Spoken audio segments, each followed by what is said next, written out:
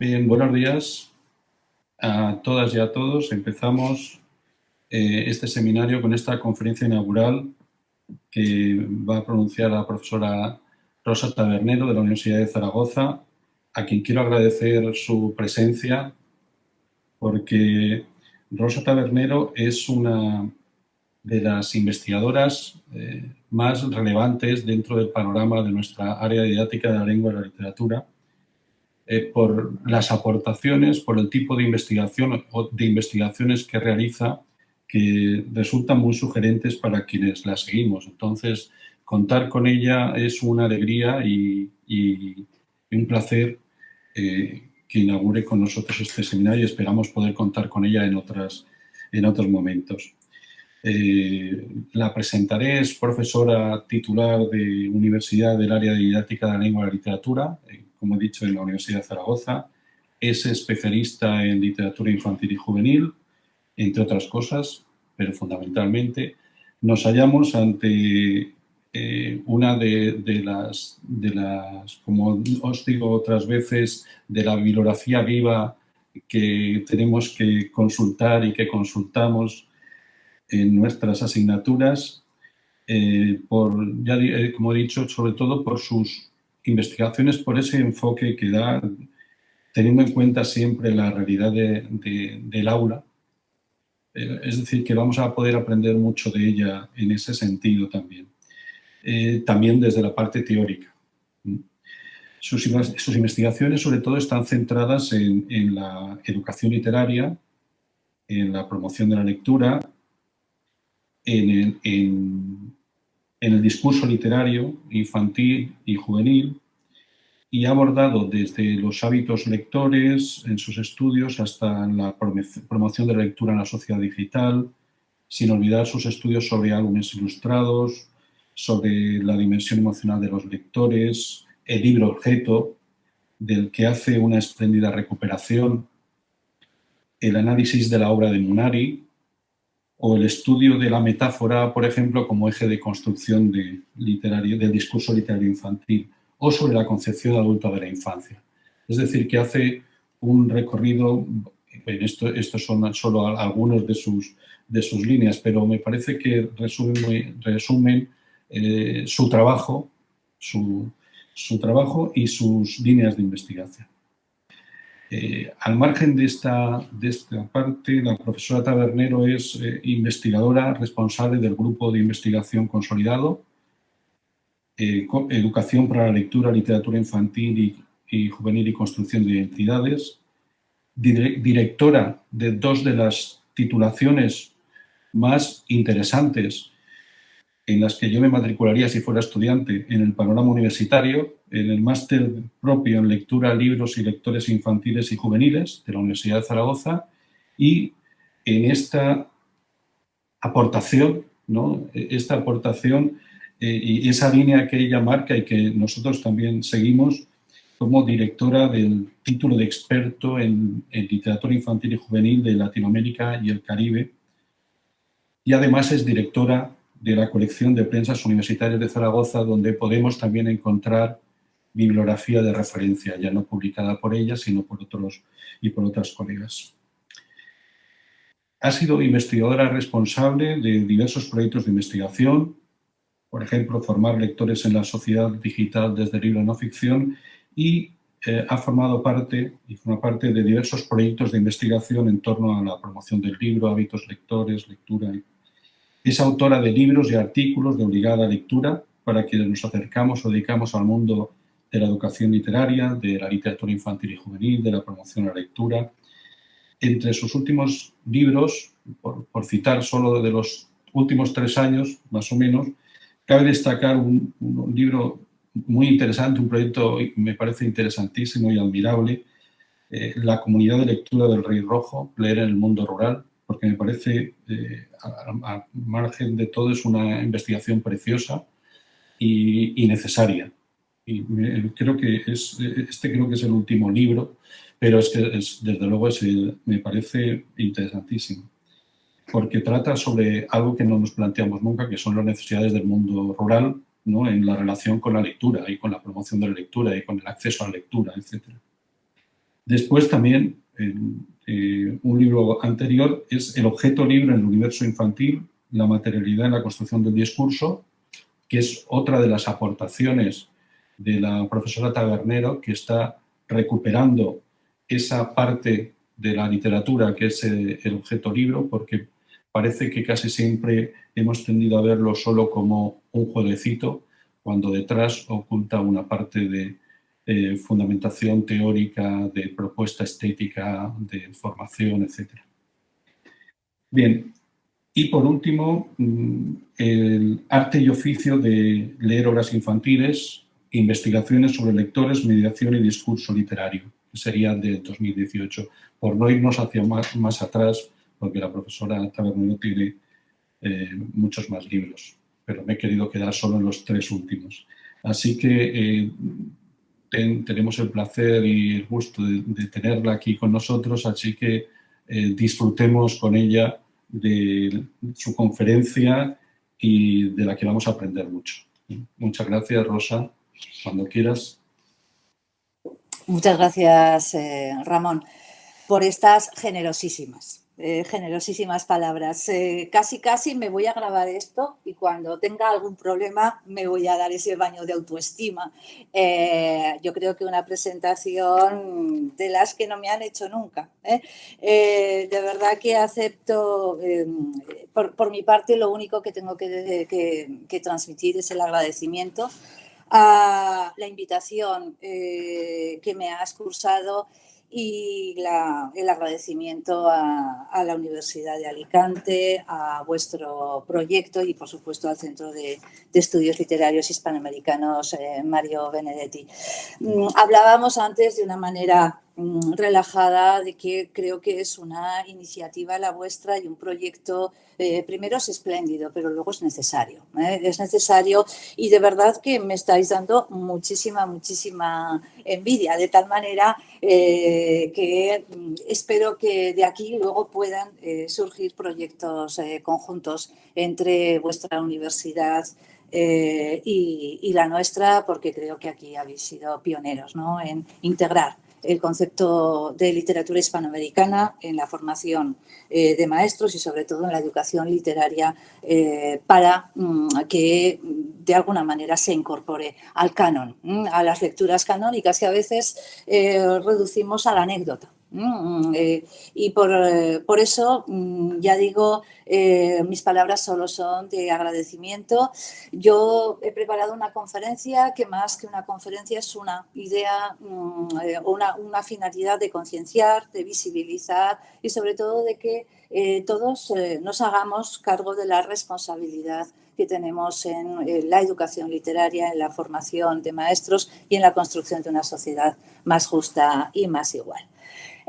Como tengo 45 minutos, si te parece, vamos a entrar ya en la conferencia y voy a presentar para ir apoyándome en imágenes, en lecturas, en algo que entiendo es una cuestión, es una conferencia, entiendo yo, muy personal de mi vivencia de la literatura infantil hispanoamericana. Paso pues a presentar y bueno, os perderé de vista, por lo tanto, si hay alguna cuestión, pues me la hacéis llegar. ¿De acuerdo, Ramón? ¿Se ve?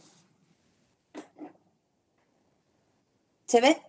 Sí, se ve, se ve. Vale, perfecto. Pues entonces comienzo porque yo ya he perdido el contacto visual.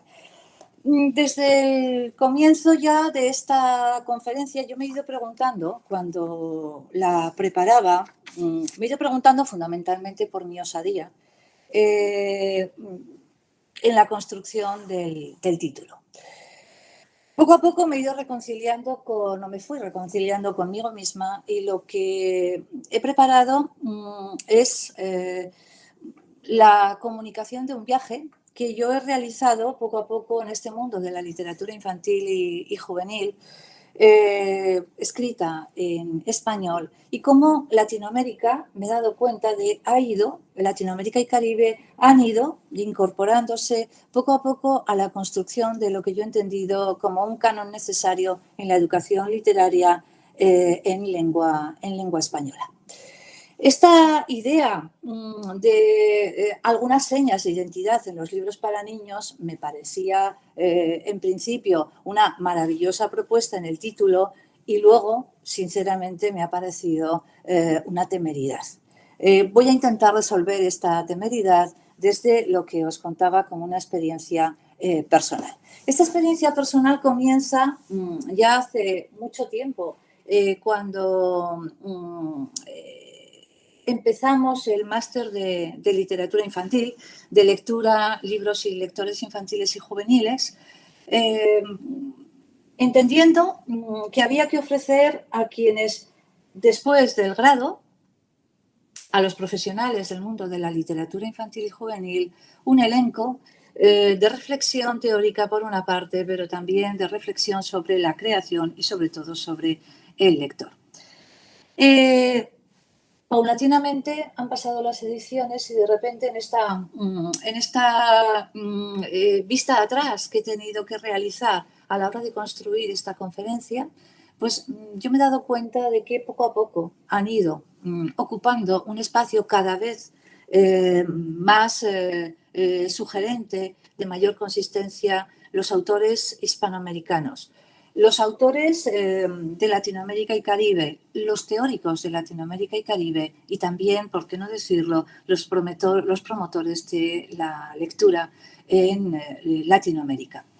Desde ahí, desde esta experiencia que poco a poco ha ido conformando la trayectoria de cada uno y evidentemente en investigación siempre hay un concepto experiencial que no podemos dejar de lado. Desde ahí es desde donde aparece en mi vida la colaboración con IBI Chile, con una persona que ha sido importante para ir haciéndome concretar aquellas intuiciones que yo tenía, pero que necesitaba contrastar con la realidad. Me refiero a Constanza Mequis, presidenta de IBI Chile, ahora ya presidenta de IBI Latinoamérica y Caribe, y sobre todo directora de lo que, entiendo yo, se va a construir y definir como la gran biblioteca de la literatura infantil y juvenil latinoamericana, la BILIG. Que en principio sería o quiere dar voz, quiere ofrecer espacios a todas las actividades de promoción de la lectura que se producen en Latinoamérica. Ella, de su mano, de IBI Chile, de mis viajes a Chile, a México, etcétera, pues yo he ido construyendo una realidad que poco a poco me ha ido convenciendo de que la literatura latinoamericana es algo más que una anécdota, es algo más que una propuesta de un corpus de lejos, realmente es una manera de estar en el mundo. Y así nace, en colaboración con IBI Chile, esa primera edición del título de experto en literatura de Latinoamérica y Caribe. Título de experto, ven ahí los objetivos, que intenta, y este fue el objetivo con el que comenzamos a andar y hemos terminado ahora la primera edición, no sin dificultades, esto hay que decirlo, no sin dificultades. El objetivo fundamental era intentar salir de las voces que en Europa entendemos como representantes de la literatura latinoamericana y ofrecer espacios, tiempos y también la palabra a otro tipo de autores, de creadores de los diferentes países que nos hicieran o que hicieran a los alumnos entrar en el mundo de la diversidad, de la riqueza, de un espacio que es muy difícil de aprender por la cantidad de elementos propios que cada país atesora. Para nosotros a veces es muy fácil hablar de Latinoamérica y Caribe como algo homogéneo y es todo lo contrario. Desde ahí nace este título de experto. Les comentaba que no ha sido fácil porque ha habido que conciliar primero los tiempos, después los espacios y luego ha habido que conciliar también ritmos muy distintos que poco a poco nos han ido ofreciendo una idea de diversidad, de entidad propia y la necesidad de mirar a Latinoamérica y Caribe con otros ojos, con los ojos desde dentro. O sea, no, a veces nosotros tendemos a ser excesivamente eurocéntricos. Yo creo que esa mirada hay que modificarla. Y evidentemente en la literatura hispanoamericana dirigida a la infancia y a la juventud, el poderío de su propia identidad, de sus señas originales, creo que debemos intentar entenderlo. A esto voy a dedicar esta ponencia que está distribuida con este exordio con el que comienzo en 3 apartados. No quiero tampoco fatigar a nadie. ¿Cómo se cuenta la infancia desde Latinoamérica? ¿Cuáles son entiendo yo, algunas señas de identidad? Y finalmente terminaré con un epílogo. En este exordio continúo con una obra que a mí me gusta volver una y otra vez. Ya saben que también generalmente nosotros tendemos a agarrarnos a diferentes obras teóricas que en un momento dado han sido representativas o han marcado puntos de inflexión en nuestro quehacer, tanto investigador, docente como de transferencia. En este sentido, les propongo la lectura de Conversaciones de Ian Chambers, de un capítulo que se titula Hachas para mares congelados, sobre el que a mí me gusta volver una y otra vez, porque es un capítulo que obedece a una conferencia de Chambers, una de las conferencias en las que él expone su labor como mediador. Y él hablaba en este capítulo de cómo se lee un libro dirigido a la infancia o a la juventud. Y establecía 4 fases que a mí me parece que conviene no olvidar. ¿Qué me sucede a mí? La primera lectura es ¿qué me sucede a mí cuando leo el libro? ¿Cómo leo desde mi experiencia, lectora y personal? Y ahí ya entra el concepto de la lectura de mediación. Importantísimo. Me voy a la tercera fase. ¿Cómo hizo el autor este libro? ¿Y qué necesita este libro para que el lector pueda disfrutar de todo lo que le ofrece? Esto sería la lectura del mediador, la pregunta a la que tiene que responder todo mediador. Una vez superadas estas 4 fases son: ¿este libro merece la atención de los niños? ¿Y qué puedo hacer para ayudarlos a involucrarse y disfrutarlos? Esto valdría para todo el concepto de mediación en la literatura infantil y juvenil, y no olvidemos, la literatura infantil es una literatura mediada. De estas 3 fases hay una que a mí me preocupa porque tendemos a olvidarla, y es el momento en el que ya hemos superado nuestra lectura, primero como receptores, después como mediadores, receptores mediadores, intentando integrar nuestra experiencia vital en lo que la lectura nos propone. Pero esa tercera fase me parece importante. ¿Cómo hizo el autor este libro? Y esta pregunta de lo que habla es de contextos. Habla del contexto. Todo autor, aunque a veces, al menos mis alumnos, suelen prescindir del concepto de autoría en la literatura infantil y juvenil. Parece que las obras infantiles son aquellas que alguien o algo hace cuando no tiene otra cosa, otra cosa a la que dedicar el tiempo. Y entonces desaparecen, ¿no? Desaparece el concepto de autoría. Creo que es necesario en este momento, en nosotros como formadores, intentar atraer la atención sobre el concepto de autor y, por lo tanto, el concepto de contexto. Y a esto creo que voy a dedicar el resto de la ponencia. En este mismo sentido, por eso hablaba de contar la infancia desde Latinoamérica, los espacios creo que cada vez integran mejor un mensaje que tiene que ver con lo que tanto autor como mediador como lector viven. Vuelvo a los orígenes de todo este aparato teórico de la literatura, de lo que hoy entendemos como literatura infantil y juvenil, y me refiero a Marc Soriano, autor que recomiendo siempre. Marc Soriano habla en muchas ocasiones de cómo, cuando hablamos de libros infantiles, cuando tratamos sobre ellos, realmente estamos hablando de ideología, estamos hablando de política, estamos hablando de derecho, de economía. estamos hablando de la imagen oficial del niño que propugna cada sociedad, cada contexto, cada espacio. Y creo que esto en la literatura latinoamericana conviene no olvidar ni pasar por alto, porque es una literatura de contextos. Es una literatura que está supeditada a un espacio, a un tiempo, a una serie de acciones políticas, sociales, históricas, que dotan de sentido y que nos ayudan pues a entender la envergadura de cada una de las propuestas.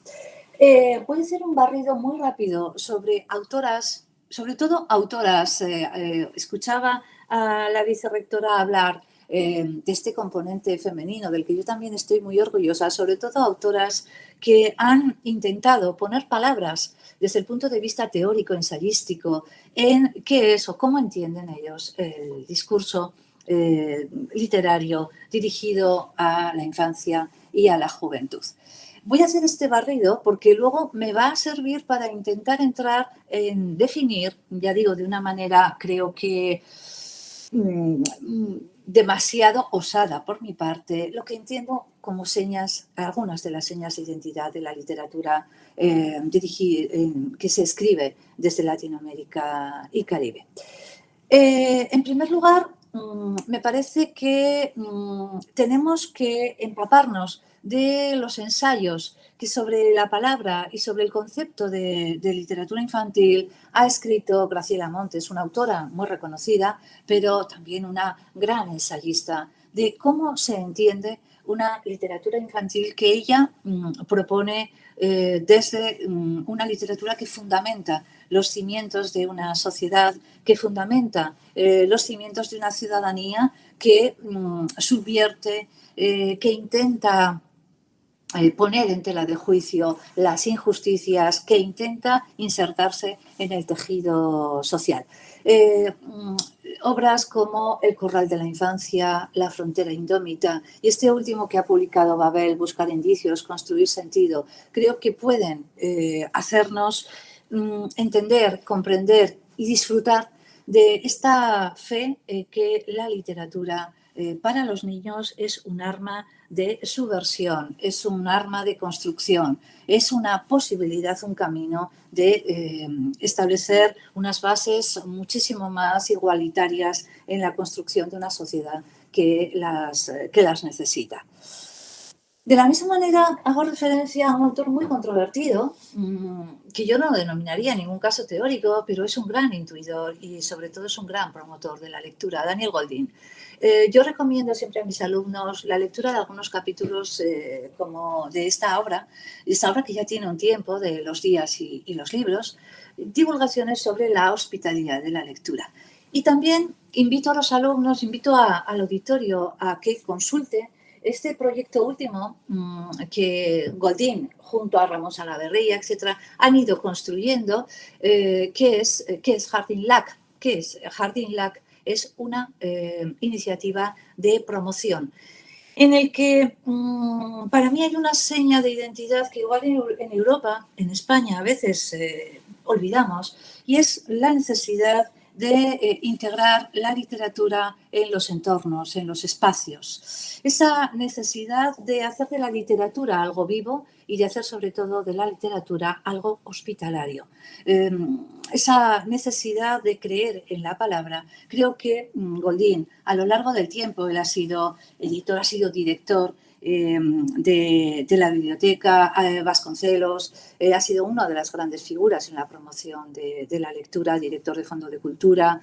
Bueno, pues yo creo que este proyecto al que animo a la gente que lo consulte, que lo visite, porque yo creo que nos da también una idea de esa vitalidad en la que Latinoamérica y Caribe se entiende desde los diferentes espacios, desde los diferentes tiempos y también desde su concepto de construcción de espacio poético. Me voy a Yolanda Reyes, otra de las autoras que a mí me ha hecho comprender algo que me parece también una construcción identitaria muy poderosa que a veces en España perdemos o hemos olvidado o hemos superado. La fe en el poder reparador de la palabra, la fe en la necesidad de que la palabra acompañe desde el comienzo de los tiempos. La fe en que la literatura debe acompañar y debe construir un espacio en la infancia desde que el niño tiene contactos con el ser humano. Esta palabra que acuna, estos relatores tan necesarios y tan poderosos y de tanta entidad en Latinoamérica, creo que adquieren una concreción en el ensayo, en el discurso que Yolanda Reyes, que es la directora de la Escuela Espantapájaros, también pueden consultar, pues esta idea de creer en esa necesidad física de la palabra como un elemento que nos acompaña en la construcción del ser humano, que nos acoge y nos acuna, creo que es muy importante en esta definición de esas señas de identidad. Termino este repaso muy rápido con la obra, por ejemplo, los ensayos de Ana María Machado. Digo ensayos porque no podríamos definir como tratados teóricos de investigación, pero sí ensayos que nos hacen entender, comprender cómo nace y cómo se entiende e identifica los libros infantiles en Latinoamérica y Caribe. Ana María Machado creo que ha sido de las ensayistas que más ha incidido en la necesidad de una literatura infantil que anule las barreras, que entienda la diversidad y sobre todo que comprenda e integre la diferencia. Creo que sus obras, aquí simplemente he propuesto unas publicaciones de David Chile, Ciudadanía e Infancias Lectoras. Babel también acaba de publicar, ya hace 2 o 3 años, Punto de Fuga, también con una colección de ensayos de la propia Ana María Machado, una de las grandes autoras de la literatura infantil en Latinoamérica. Y termino con María Teresa Andrueto. María Teresa Andrueto que concibe la palabra, la literatura como un arma social. La necesidad de revelarse, la necesidad de dotar de estrategias a los individuos para intentar salir de espacios periféricos, de espacios marginales, de espacios de desigualdad. Yo les recomiendo esta lectura de María Teresa Andrueto, la lectura Otra Revolución. Autoras todas estas que acabo de mencionar, premiadas en diferentes foros europeos, evidentemente desde incluso el premio Andersen hasta los diferentes premios de la Feria de Bolonia y, por supuesto, como no, las ferias latinoamericanas, desde la FILIG hasta la Feria de Guadalajara. Premios que están ahí y que nos hacen entender cómo Latinoamérica construye en todo lo que toca esas señas de identidad, o lo que yo pienso que son esas señas de identidad. Desde esta construcción, ya digo, ensayística, teórica, con un discurso un poquito más elaborado que lo que procura la intuición, nos vamos o yo me he permitido identificar lo que entiendo pueden ser algunas señas de identidad que construye por supuesto, la diversidad de las obras latinoamericanas y, ¿por qué no decirlo? También creo que en esta construcción yo quiero concienciar sobre todo a los futuros maestros de que la literatura la hispanoamericana infantil y juvenil debe formar parte del canon de educación literaria. En lengua española también hablaré un poquito de Brasil, porque Brasil es un país que a mí me apasiona y creo que también tiene mucho que ofrecer a ese canon con el que construimos estos ciudadanos. En primer lugar, voy a proponer una obra que me sirve para justificar ¿Qué es lo que yo entiendo podrían definirse como 4 señas de identidad? Hay muchas más en lo que Latinoamérica ofrece a la recepción lectora. Este libro, Palabras en mi maleta, Ediciones Castillo, es verdad que ahora en España es difícil de conseguir. Me da pie para hablar de algo que he concretado desde la intuición en esta última edición primera del título de experto en Latinoamérica. Cómo desde Europa a veces entendemos la inmigración como un concepto poético, metafórico, pero como para ellos, desde las diferentes voces, la inmigración es el gran tema. El gran tema es una manera de estar en el mundo. Es algo más que un tema, es su esencia. Este concepto de inmigración, yo les animo a que intenten conseguir estas palabras en mi maleta de Samuel Castaño, un autor delicadísimo, y cómo intentan de alguna forma construir un discurso que les ayude a explicarlo, somos relato, ayude a explicar cómo su concepción de la vida siempre está ligada desde el momento en que se nace a un concepto de inmigración, a un concepto de salida, de abandono, de intentar tener que buscar nuevos espacios. De esta migración, por supuesto, una obra que ha tenido mucha repercusión en España y que hay que leer desde claves culturales, porque si no también se nos pierde, es Migrantes de Itza Watanabe, ¿no? Esta concepción, álbum silente esta vez, pero que está ahí. Por una parte Samuel Castaño, con esa fe inusitada en la palabra. La palabra adquiere una entidad corpórea muy distinta, me parece a mí, de la que adquieren el corpus europeo. Esa identidad reparadora de la palabra, creo que Hispanoamérica, y de hecho creo que aquí se va a hablar mucho de poesía, quizá porque la poesía es el género de la perfección, de lo que nunca sobra, de la corporeidad máxima de la palabra en su nivel de sugerencia. Esta idea yo creo que se entiende desde el inicio en todas las construcciones poéticas dirigidas a la infancia y a la juventud. Aclarador en este sentido estos ensayos de Yolanda Reyes, por ejemplo, ¿no? Por lo tanto, la fe en el lenguaje y la inmigración, la migración, la salida, la necesidad de abandonar el lugar de confort para buscar otros espacios, creo que aquí tenemos también una seña de identidad. Y una seña de identidad, ahora me voy a una obra que ya todos conocemos y que hay que leer una y otra vez porque es un prodigio de dominio de la poética, del silencio, de la elipsis, la composición de Antonio Skármeta, ¿no?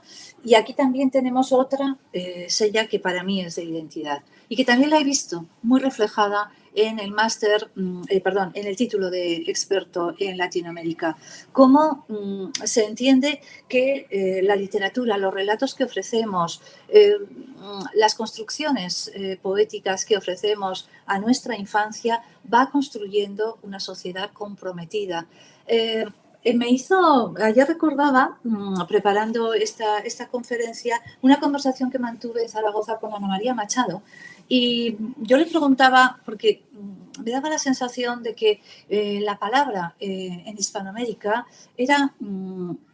tenía más fuerza, sobre todo también cómo ellos la entendían y sobre todo la fe que todos los autores, las autoras imprimen en cada una de las declamaciones, ¿no?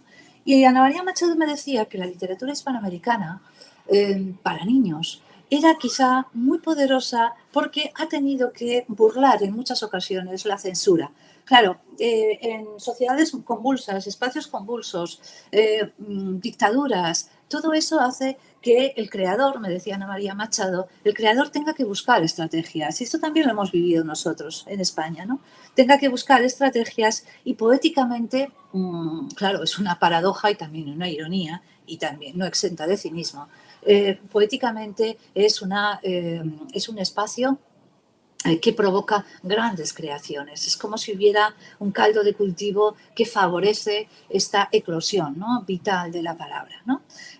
La composición de Antonio Skármeta es también otra de las grandes obras que nos hacen, o que a mí me han hecho, pensar en que podría ser el ejemplo de ese compromiso político que burla la censura. Y termino ya con esta cuarta señal de identidad, de la necesidad de comprometerse e integrarse socialmente desde la construcción del relato, desde la construcción de la palabra en todas sus instancias, de integrarse en una sociedad que pueda dar voz, dotar voz, que pueda contar la historia de los más desfavorecidos, la historia de los sin voz.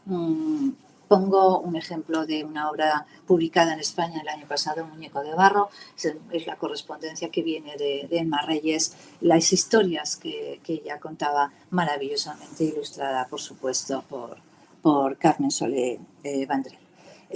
Un espacio chiquitín porque no podía no tenerlo esta niña bonita de Ana María Machado, que creo que es necesario incorporar al canon de formación de lectores, de educación literaria en la literatura, aunque el inicio es en portugués, pero creo que también es una voz muy poderosa en Latinoamérica. Desde estas señas de identidad elijo 3 autoras, y son autoras. También atención a la lucha que las mujeres han tenido que llevar a cabo en un territorio adverso y cómo hay autoras que han entendido que la palabra, la poesía podía salvarnos. No sé si es Cerezade o no, pero para mí una de las grandísimas autoras que tiene que estar en el canon incorporada de manera obligatoria. Y lo digo así, obligatoria, es María José Ferrada. Me parece un acierto de la organización que contéis con la presencia, porque una cosa es lo que ella escribe, otra cosa es ver cómo lo defiende y sobre todo la sensación de honestidad que ella transmite en cada una de las palabras. María José Ferrada ya se ha presentado como la gran premiada, pero los premios, claro, decimos los premios no lo son todo, pero en este caso es un reconocimiento muy necesario a una persona que ha entendido la literatura como una forma de vida, como una forma de vida desde sus compromisos personales, pero sobre todo comprometida con todas las batallas que haya que librar desde el componente social, político e incluso personal. ¿Qué me gusta a mí de María José Ferrada? El dominio de la palabra. Esta es una de las obras con las que ella comienza y empezó a situarse en el panorama poético universal. Es esta obra del idioma secreto. Fíjense en esta declamación, ella utiliza el verso libre. No suele utilizar rimas, no le interesan, pero sí que el poder de la palabra está en cada una de las construcciones melódicas. El idioma secreto me lo enseñó mi abuela y es un idioma que nombra las plantas de tomate, la harina, los botones. Un día me llamó, me dijo que antes de que la muerte se la llevara quería entregarme algo. Mi herencia era una caja de galletas con ovillos de lana y boletas de ferretería. Ahí dentro estaban las palabras y con ellas hice mi habitación en el mundo. Esto es, este sería el resumen de la esencia poética de una autora como María José Ferrada, de la que luego vais a disfrutar. Ya digo, es importante cómo escribe, es importante cómo entiende ella la creación, pero creo que todavía es mucho, mucho más reconfortante escuchar a alguien que transmite verdad por todo lo que hace, lo que dice y lo que toca. María José Ferrada tiene obras, yo he traído aquí, por ejemplo, tiene un ascendiente, bueno, ella es especialista y una gran admiradora de la cultura japonesa. El haiku para ella es una forma también de entender la observación. Ella se entiende también en el entorno natural, eso lo muestra en este jardín en el que obedece a las ilustraciones del propio Isidro Ferrer y su vertiente periodística siempre acaba intentando transmitir ese compromiso con la marginación, ese compromiso con la debilidad que al final es una fortaleza. Yo les recomiendo estas notas al margen, en la que ella parte, es un ejercicio que nos valdría a todos, parte de noticias periodísticas e intenta reconstruir cómo se sienten, cómo pudieron sentirse algunos de los que protagonizaron. Noticias que pasaron como anécdotas por la vida. Ha sido premiada, aquí está el premio que obtuvo en Fondo de Cultura con Cuánto fuiste nube, pero esa integración de la palabra, la vida, el ritmo y el respeto enorme al silencio, creo que definirían sin duda la gran capacidad de María José Ferrada de entender que la palabra nos puede salvar y sobre todo puede construir un mundo mejor.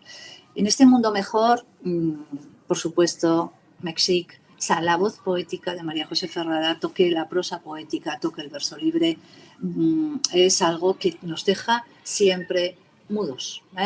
Existe un país en el que viven los niños migrantes, un país que se habita desde distintos lugares de la tierra. No sabes cómo, pero un día llegas, te llevan.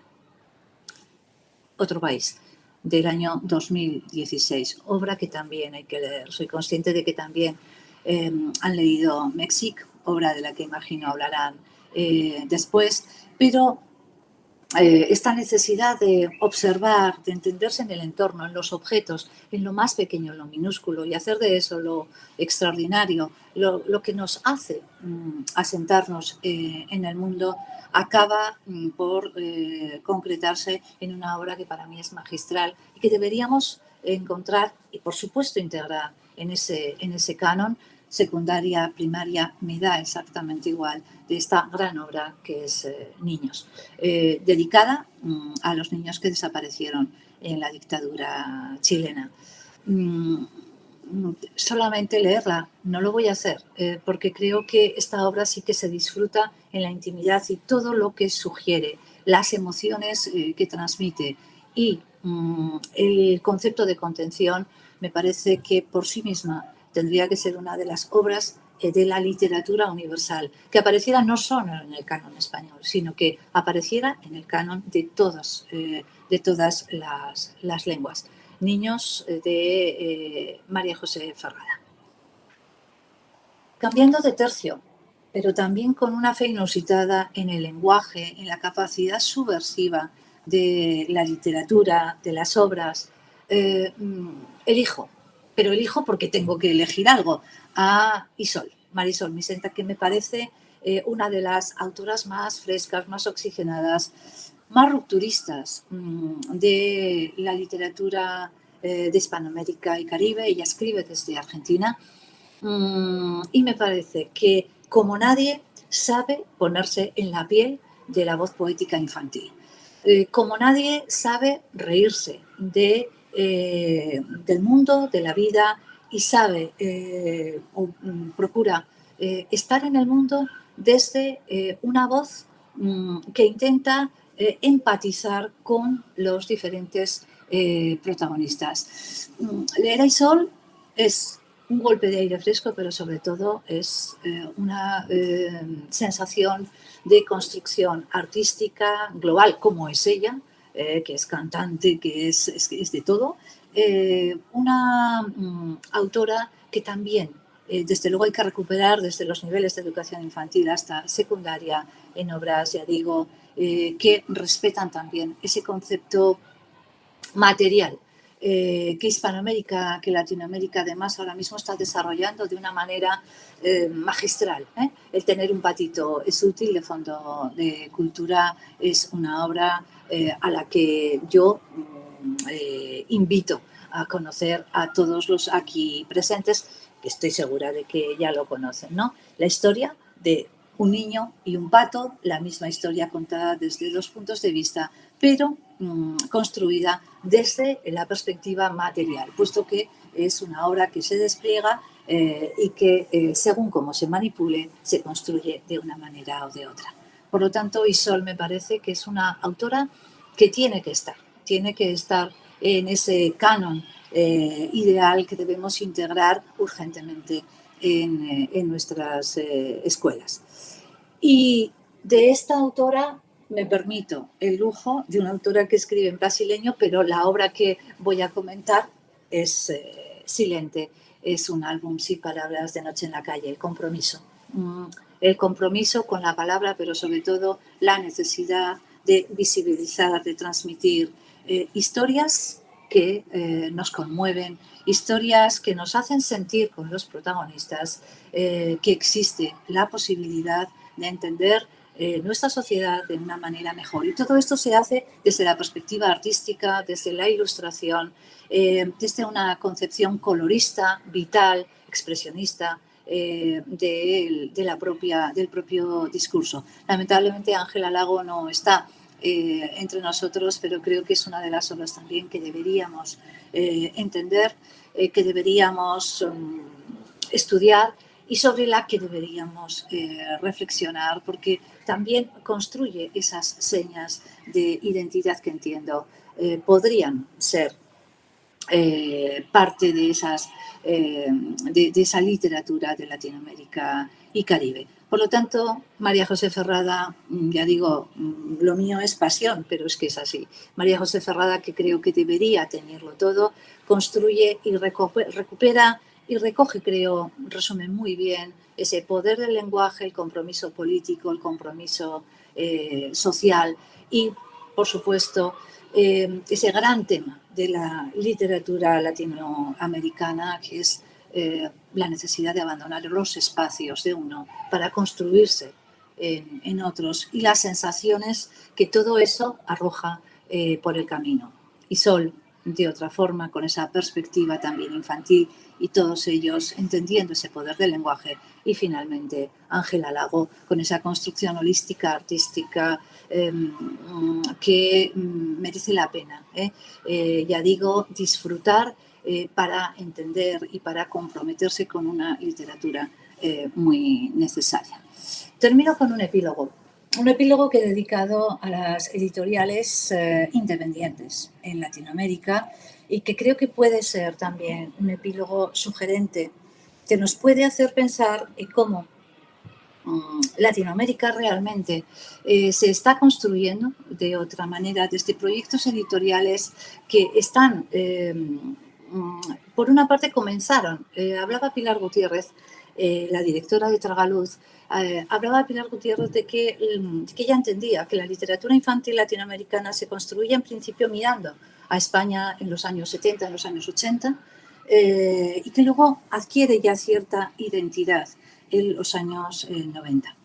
Y poco a poco ha ido desarrollando todos estos proyectos independientes que creo, aquí está, no me voy a detener en cada una de las editoriales, pero de verdad, aquí Babel Libros creo que es una grandísima editorial desde la perspectiva teórica, desde la perspectiva ensayística y por supuesto también desde lo que publica Tragaluz, Alboroto Ediciones, Editorial La Manuta de Chile, Peta Ediciones maravillosa.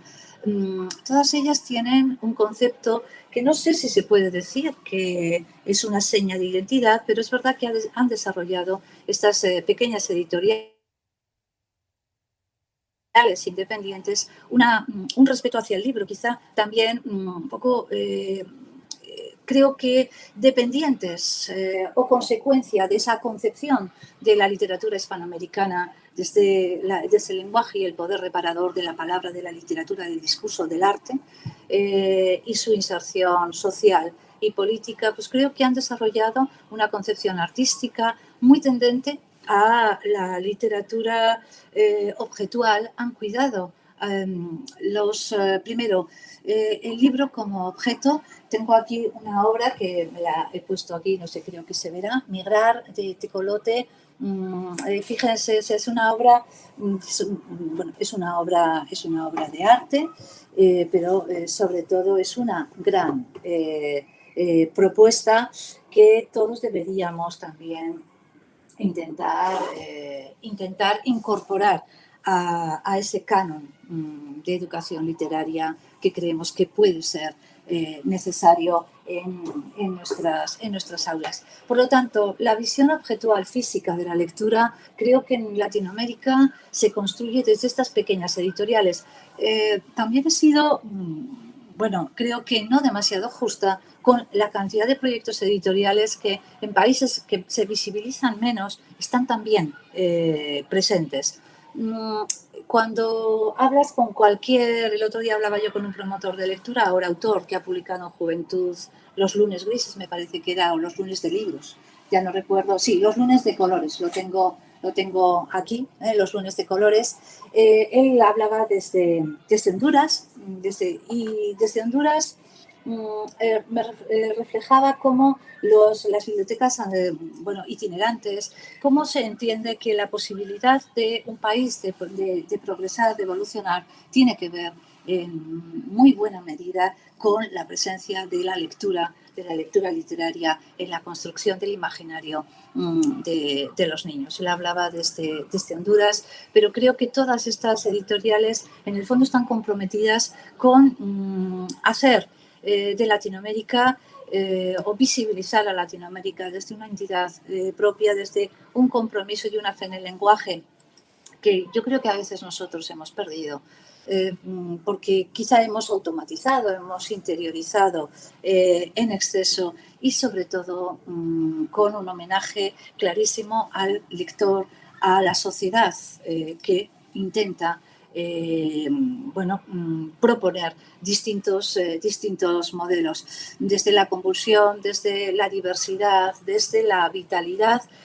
También Latinoamérica, me contaba Pilar Gutiérrez que ella entendía que en la última feria de Bolonia, por ejemplo, pues quizá Latinoamérica lo que ofreció es un compromiso mayor con la educación medioambiental, de tal manera que los temas de la naturaleza, etcétera, están muy presentes. Yo creo que no solamente es que este compromiso lo estemos, por supuesto, acusando y transmitiendo todos, sino que desde Latinoamérica, con esa concepción de la palabra tenida al terreno, de los espacios muy poderosos, claro, tiene mucho más que aportar. De hecho, uno de los grandes proyectos editoriales que han ido por delante de lo que ahora Europa está proponiendo al mercado editorial en los libros para niños y para jóvenes es Ediciones Yamiqué. Ediciones Yamiqué tiene un proyecto de literatura que denominaríamos de no ficción, pero yo creo que simplemente son libros infantiles que conciencian, que intentan explicar el entorno. Estamos en el año 2000, ni más ni menos. Ediciones Yamiqué yo creo que podría ser una concepción pionera de lo que ahora estamos teniendo como eclosión en las diferentes ferias. La naturaleza es un tema, es una seña de identidad latinoamericana. No lo sé, no podría ahora mismo concretar, pero entiendo también que es uno de los grandes temas, ya digo, pero porque lo sienten desde las entrañas. Y porque es una literatura muy atenida al concepto de espacio, muy física, y es una literatura que se entiende desde los libros y desde la necesidad, por ejemplo, como lo está haciendo ahora mismo Ediciones de Carré, en las últimas publicaciones de rescatar las identidades de cada uno de los pueblos y ofrecer la diversidad como una manera de entender la identidad. Con esto termino. Me he pasado un poquito, ya lo siento, y quedo a disposición para las preguntas, comentarios que el público desee realizar y agradezco desde ahora mismo.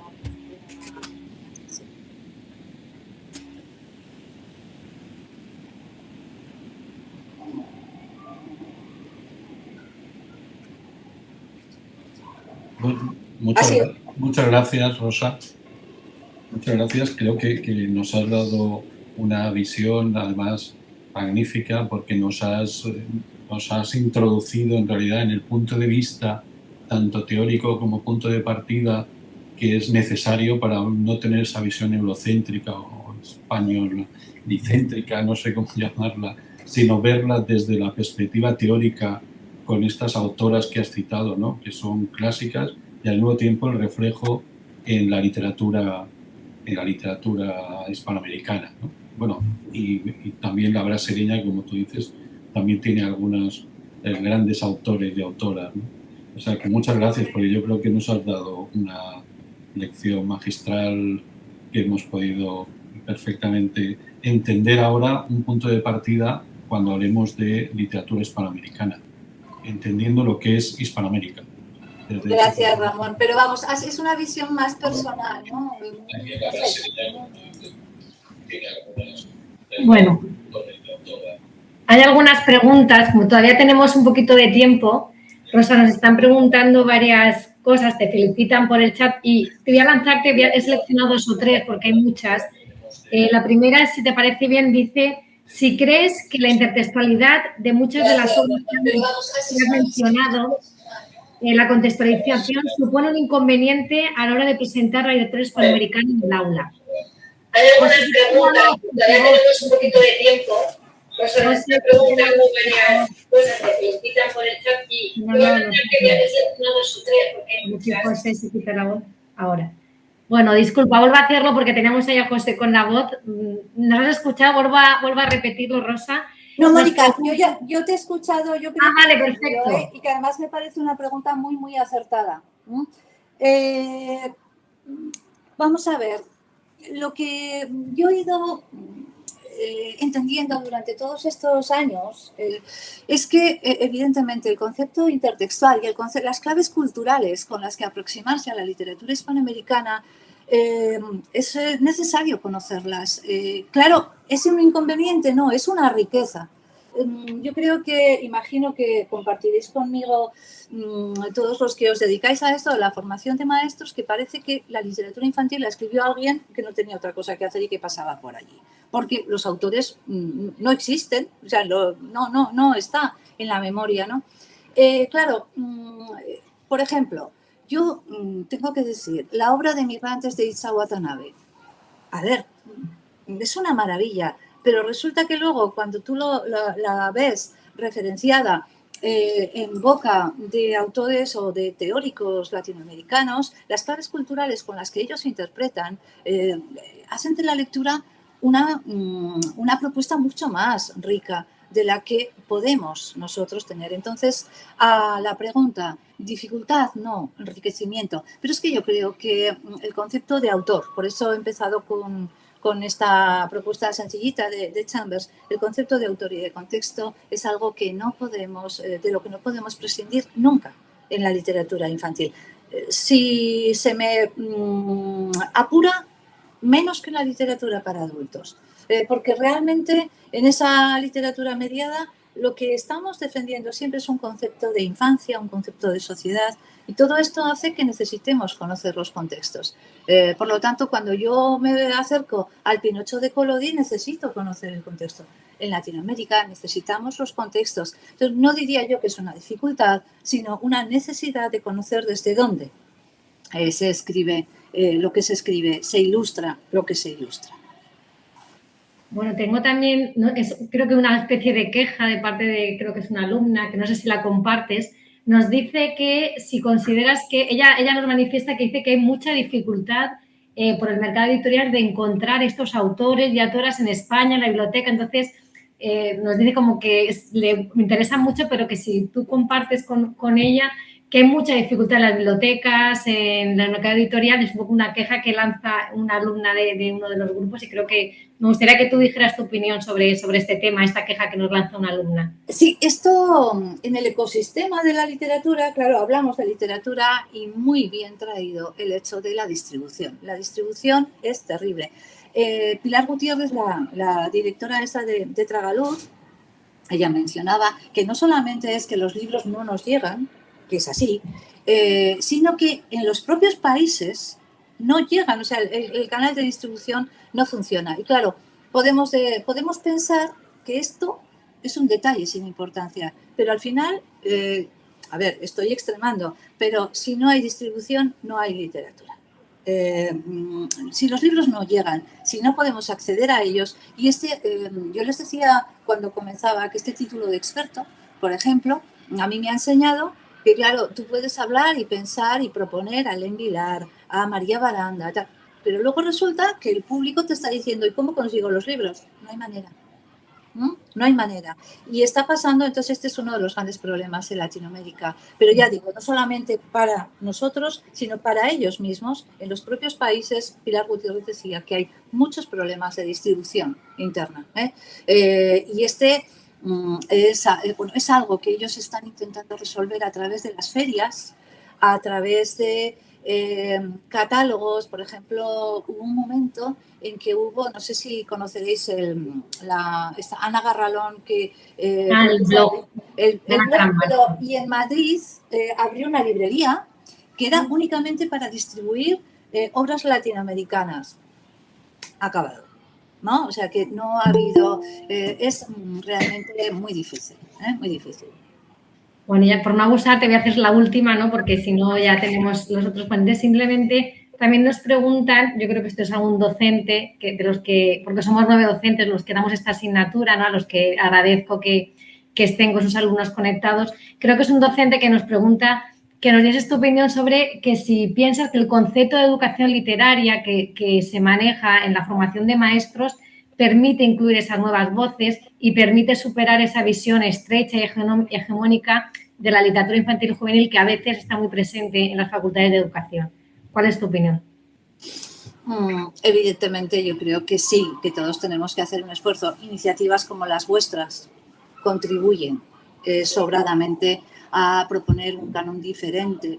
Por eso yo también hacía una reflexión sobre mí misma, y creo que son muy, muy necesarias. O sea, yo por eso reitero las felicitaciones, de verdad, y la admiración ante vuestra propuesta, y que realmente ofrezcáis un espacio para hablar de única y exclusivamente de la literatura latinoamericana.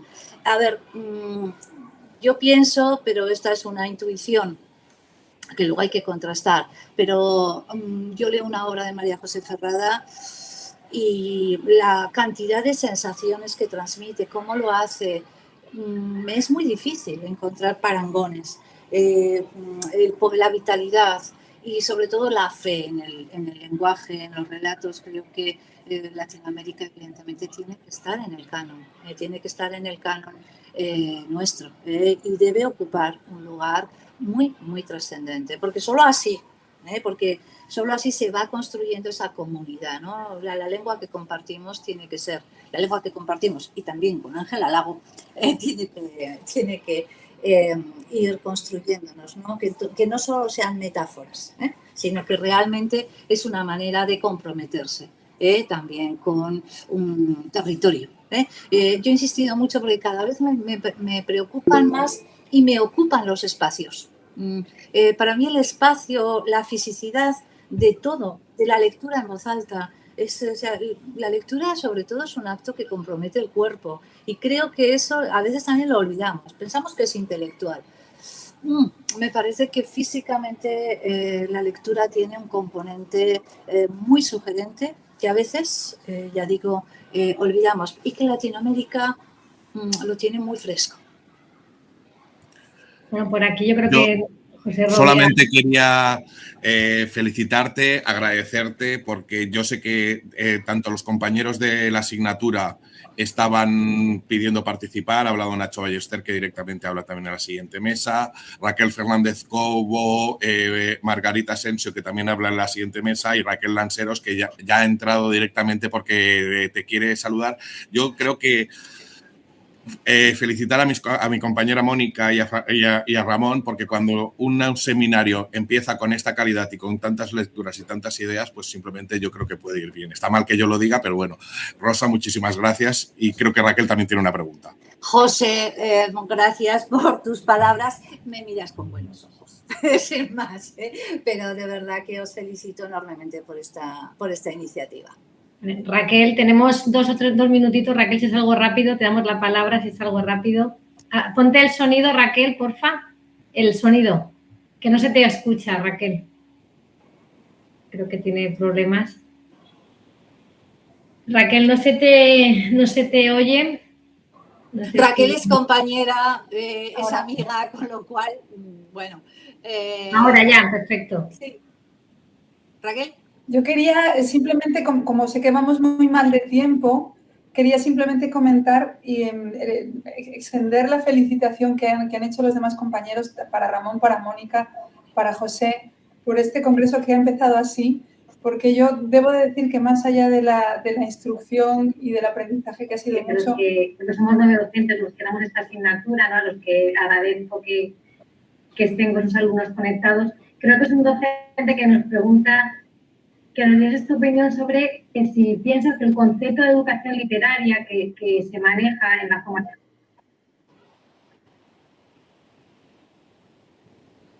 Bueno, Raquel creo que tiene problemas estamos teniendo problemas con Raquel.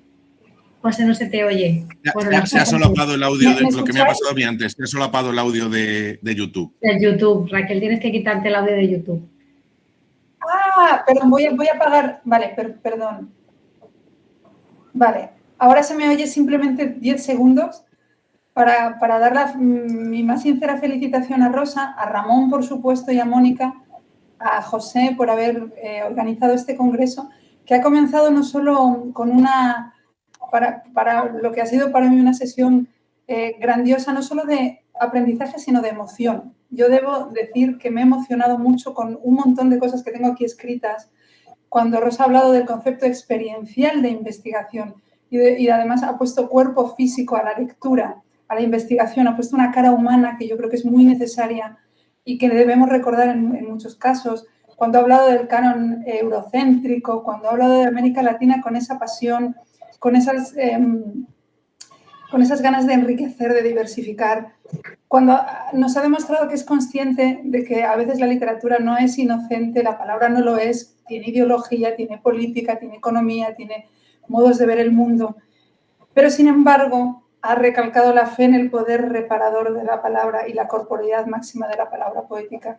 Yo quisiera agradecer la emoción, Rosa, además de la ilustre conferencia, cómo nos has llegado al corazón en muchos de los empeños que los aquí presentes también humildemente secundamos después de ti. Muchísimas gracias.